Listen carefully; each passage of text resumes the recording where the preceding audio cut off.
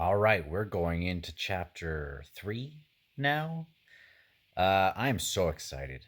I'm so excited because I know there's going to be something in here that, uh, they've just been great so far. They've been great for, I liked even starting sub book 3 of Dust of Dreams, and basically from then on, it's been kind of pedal to the metal, or getting more interesting, I guess I should say. I have to say that one of the big scenes that just comes to mind of something that just hooked me into the series. I mean, the first one was Quick Ben getting sucked into the ground. That was in Memories of Ice. That was the moment where I decided to do these videos because I almost committed to the whole series at that moment. I thought this is like that was the coolest thing. And then there's giants down there. And I've mentioned before I was listening to tap dancing while I was reading this, but it was still like the most atmospheric thing. Just shows the power of books if that was not too distracting. Um, and what we got with the crippled god around those same chapters. But that whole book, uh, Perrin on the bottom of the table, and Amanda Rake showing up at that meeting. Silver Fox, Perrin like blinks out of the place and sees Raced. Um, and then we get Lady Envy and talk and all that stuff. And I was about to say that that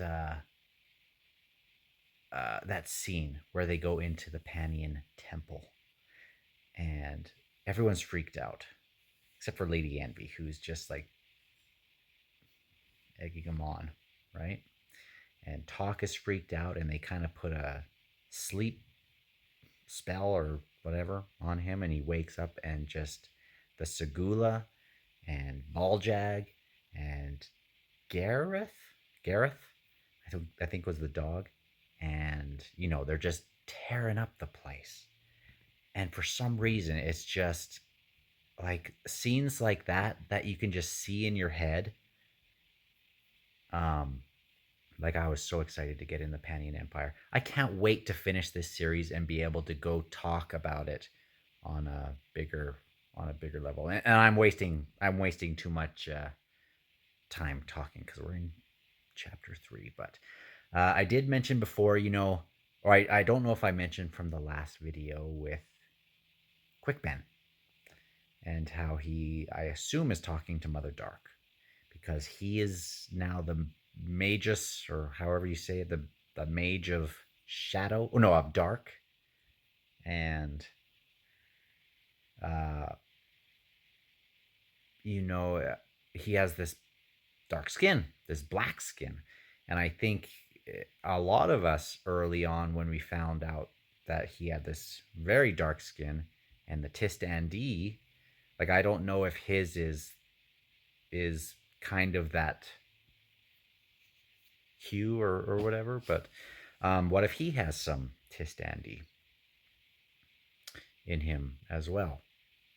Anyway, I better get started with this. I've already done a 3 minute and 40-second intro without even talking about the third chapter, which I haven't even looked at the epigraph yet. So, see you in a sec. All right, I'm not going to waste too much time on this first scene. It is Falash, who is the 14th daughter of Queen of Brastel. She's on this ship. It is looking worse for wear, and it could go down. There's no land in sight. People are becoming sick, and they talk about Mail, which he's super significant.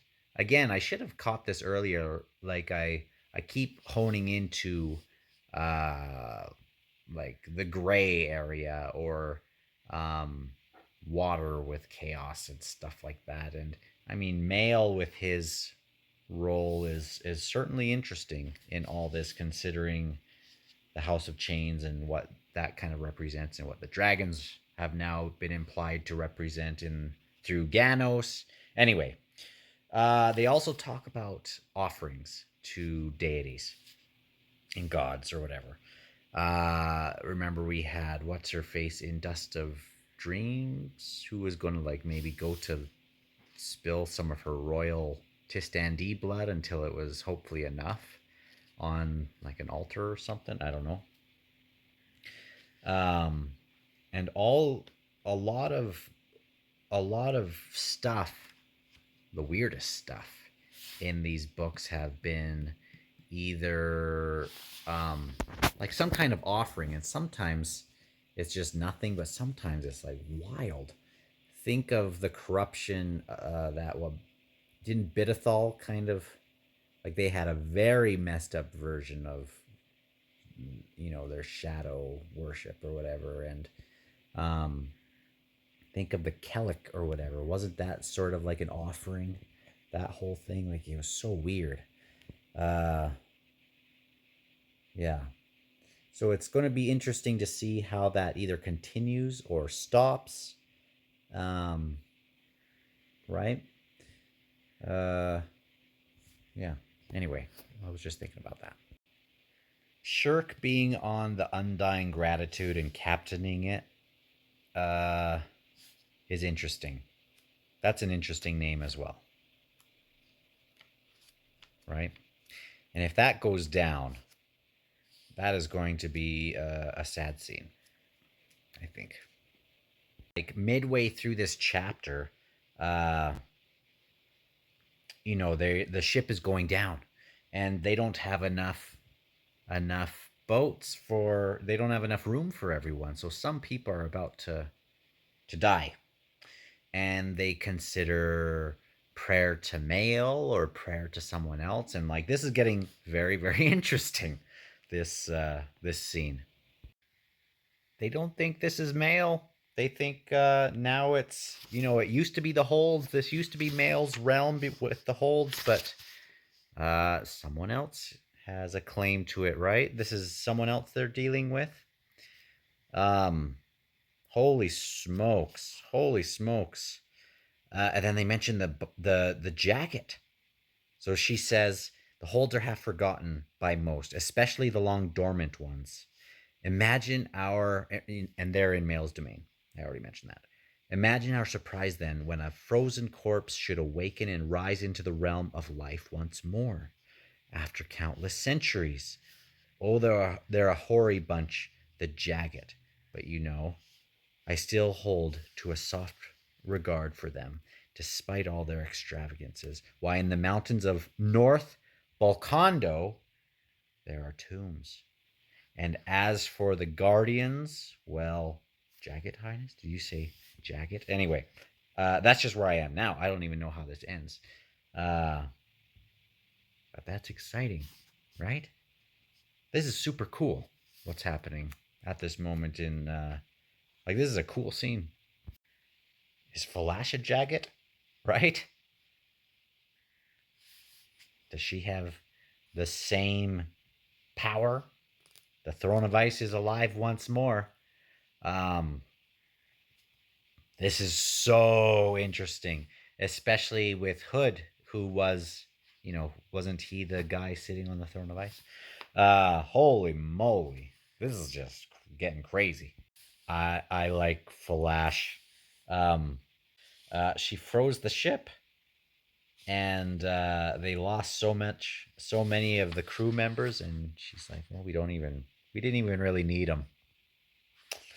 Uh, this is an all-time scene. I'm really happy about this one. Very cool. Uh, yeah, they're gonna have a bargain now as they're floating. They're floating without a sail. Is that what they said? And the crew wants to know if they are on the White Road, and I think was that one of the euphemisms or one of the things for being dead, right? Maybe. So are they dead? Like she is certainly undead or whatever. Jeez. Okay. Uh, big question here, and this goes back to Caliph talking with Gessler and stormy, right?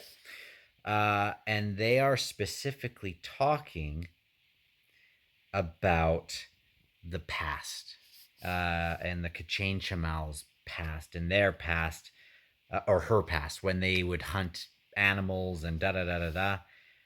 And they did this until, how did they say it exactly? Until the adjudicators had risen to power. And then first thing, anyway, I don't want to. I don't want to jump ahead because I'm about to read that more. But the Forcor Sale, is that just that's just their shtick? The people from Kilmandaros, where they just decide who's too evil or too bad, and they just destroy them, right? Or something like that. They kind of are like the big hall monitors, of this area. They're the hall monitors of this, you know, and then eventually they put them all under magic rocks because they sucked. Everyone hated them, but now they're back. Um, and Calm is our good one. There's gonna be the good one. You'll see. You will see. You'll all see. This Falash, she's Volcando, and that's where the Jagged have a whole bunch of tombs, right? A little suspicious. Volcando, that's what you call yourself. Okay, here's my theory for for the end of the book. And this is like my javelin throw into like a little hole, or something, right?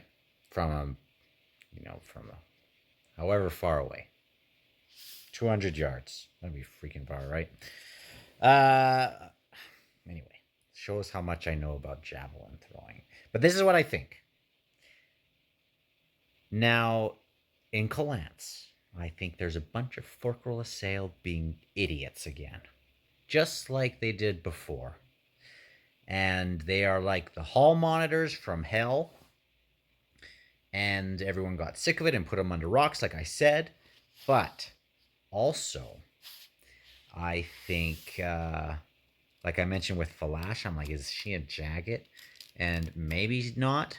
Or maybe she is a Jagged with like a Scooby Doo style mask on. And my prediction, and I mentioned this on the Discord, my prediction is that by the end of the book, they're all standing in a circle. And Scooby Doo style, they start all taking off their Tistan D masks, Leosin masks, Kruppa masks, even Crippled God masks. Like they all start taking off their masks. And under was all Jagged. And they're all being Jagged. And then they're like, holy crap, you are too? And they're like, yeah. And they all are Jagged in the end because they all wanted to be like on their own. So to do that, they hid their identity. And then Hood is like, hold on. And he takes off his Jagged Scooby Doo hat. And he is a human named Clark or Greg or something, right? And that's how I think this whole thing's going to end. But I do think the Forkroll Assail are back, and that's what's terrible because they might. Yeah, I mean, that's one of many things that seems to be potentially terrible. They're chasing kids right now. By the last chapter, I will have a tattoo of the word calm on my forehead. That's how much I will like her. Or I will hate her because she ruined this prediction. We'll see. The Forkle arrived on ships of bone. So there's that bone again freaking cool. I love that we're getting Fork Sale. I'm only 10 pages into this chapter. Dang it. This chapter just has so much. Dang it. Um, I mean, it's talking about the Fork Sale showing up on this bone ship, right? And this invasion is like 13 people and the priestess. And they talk about justice as if they have, the upper hand. And they did. And then there were 100 more ships in of bone in the harbor. And this only happened 50 or 60 years ago. The adjudicators scoured out all other priesthoods, which I mean, we saw elements of that so far. How other people have done it. In Malazan, there were some targets of like the mages and stuff, and in other times there were other outlawed uh, religions or whatever. And in our history, that's certainly happened. But these guys, these adjudicators, take it to another level. Okay, and after they took this over 50 or 60 years ago, the adjudicators scoured for all the other priesthoods, and more followers arrived. The followers were called the Watered, and they had human blood in them, so they were lesser. And that would certainly be a way of maybe the adjudicators being the only pure ones, right? And they have an extra power or something instead of, it just keeps coming back, all this mixed stuff. And I don't think it's always just intending to be about like race specifically, but I mean, it speaks on a number of levels. And isn't that interesting? Is calm a watered? I'll have to look. Right. It said that calm was a lawful forkroll sale. Forkroll means like the peak, right? Uh, so calm is there. And I think these watered ones, they could be the ones that were chasing the children, right? Those were some of those names. In Dust of Dreams, I'd have to go back. Oh man, they took over.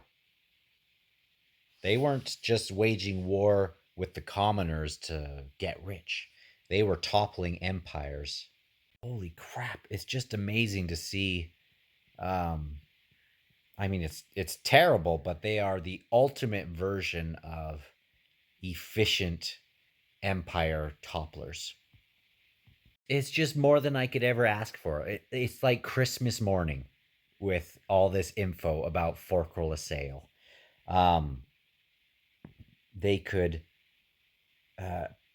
sorceress attacks drain from them like water.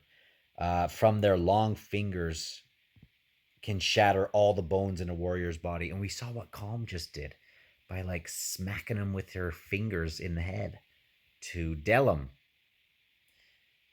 Just made him think he was a like. What's happening with Ikarium? Is he gonna wake up as a duck? Uh, Jeez Louise. Oh, I love this. I love this Caliph.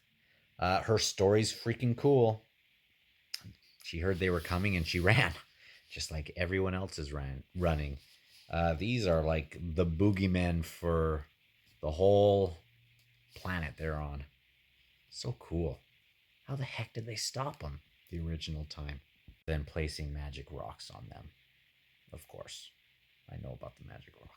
Oh my gosh, she snuck back after all this happened to see the broken faces of my children. My husband, his spine twisted impossibly, his eyes staring, the dead dogs, the shamans' heads on poles. Holy smokes. Yeah, that would change a person. That would change a person. And now she's the destriant of this group. This is just This is just wild. So they also go in, they adjudicate, they take weak land and make it strong, even if it means, we'll get a better picture of really what is happening. Um, but my mind or my imagination goes pretty wild. Hey, yeah. The spire in Calance is the site of where a star fell. Is that where the crippled god fell? Is that the star? I think the spire is the site of where the crippled god fell. But also, I thought he was maybe super big at the time because didn't he fall all over the world and like crush a bunch of crap? So it was maybe like the site of one of his chunks fallen, right? That's got to be it. Did a chunk of crippled god land on every temple and infuse some chaotic nastiness in all of it? Am I way overthinking that? But the one in where Talk woke up in Memories of Ice, that tower, could that have been hit by a crippled god chunk? Same with Icarius, and that kind of reset a whole bunch of stuff. I don't know. Why do you guys watch these videos? Now, the interesting thing now is trying to figure out to what extent Calance, this spire, is ground zero. Are there a lot of these areas? Like I mentioned, did these chunks hit down other temples and spires? But this is still like the one where his temple was or something before, or he was summoned from a rend, right? Um, they chained him all over, probably, right? Freak, I don't know. It's so cool though, especially with those maggot things that ate it and then turned into ravens. Crazy. Did the forkroless sail make the